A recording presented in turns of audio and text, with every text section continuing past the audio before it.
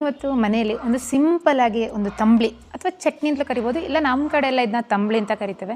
ತುಂಬ health benefits ಇರೋ ಸಾಂಬಾರು ಬಳ್ಳಿ, ಸಾಂಬ್ರಾಣಿ, ಇದಕ್ಕೆ ನಿಮ್ಮ ಕಡೆ ಬೇರೆ ಏನಾದರೂ ಹೆಸರಿದೆ ಕಮೆಂಟ್ ಮೂಲಕ ತಿಳಿಸಿ. ಇದರಿಂದ ಸಿಂಪಲ್ ಮತ್ತು ಈಸಿಯಾಗಿ ಗ್ಯಾಸ್ ಇಲ್ಲದೇ ನಾನಿವತ್ತು ತಂಬಳಿನ ಮಾಡಿ ತೋರಿಸೋಣ ಅಂತಿದ್ದೀನಿ. ಇದು ಕಮ್ಮಿ ಆಗುತ್ತೆ. ನಾನು ಇದ್ರದ್ದು ಆಲ್ರೆಡಿ ಇನ್ನೊಂದು ರಸಮಿದು ರೆಸಿಪಿ ಕೂಡ ತೋರಿಸಿದ್ದೀನಿ, ಅದನ್ನು ನೀವಿನ್ನೂ ನೋಡಿಲ್ಲ ಅಂದರೆ ಚೆಕ್ ಮಾಡಿ. ಇದಕ್ಕೆ ನಮಗೆ ಮುಖ್ಯವಾಗಿ ಸಾಂಬ್ರಾಣಿ ಬೇಕು, ಆಮೇಲೆ ತೆಂಗಿನ ತುರಿ, ಖಾರಕ್ಕೆ ಮೆಣಸು, ಆಮೇಲೆ ಮೊಸರು, ಆಮೇಲೆ ರುಚಿಗೆ ತಕ್ಕಷ್ಟು ಉಪ್ಪು. ತುಂಬ ಸುಲಭ, ಈಸಿ ಮತ್ತು ಕ್ವಿಕ್ಕಾಗಿ ಮಾಡುವಂತಹ ರೆಸಿಪಿ. ಇದನ್ನು ನೀವು ಮನೆಯಲ್ಲಿ ಯಾರಿಗಾದ್ರೂ ಕೆಮ್ಮು, ಶೀತ, ಕಫ ಈ ರೀತಿಯಾಗಿ ಇದ್ದಾಗ ಮದ್ದು ಅಂತಲೇ ಹೇಳ್ಬೋದು. ನನ್ನ ಚಾನಲಲ್ಲಿ ಆಲ್ರೆಡಿ ತುಂಬ ಮನೆಮದ್ದುಗಳ ವೀಡಿಯೋಗಳನ್ನ ಹಾಕಿದ್ದೀನಿ. ಅಂದರೆ ತಿಮ್ಮರೆಯಿಂದಾಗಲಿ ಅಥವಾ ಮತ್ತು ಇದರಿಂದ ಇನ್ನೊಂದು ಕಫಕ್ಕೆ ಮಳೆಗಾಲದ ಟೈಮಲ್ಲಿ ಮಾಡುವಂತಹ ರಸಮ್ ಕೂಡ ತೋರಿಸಿದ್ದೀನಿ. ನೀವು ಇನ್ನೂ ಅದನ್ನೆಲ್ಲ ಚೆಕ್ ಮಾಡಿಲ್ಲ ಅಂದರೆ ಚೆಕ್ ಮಾಡಿ.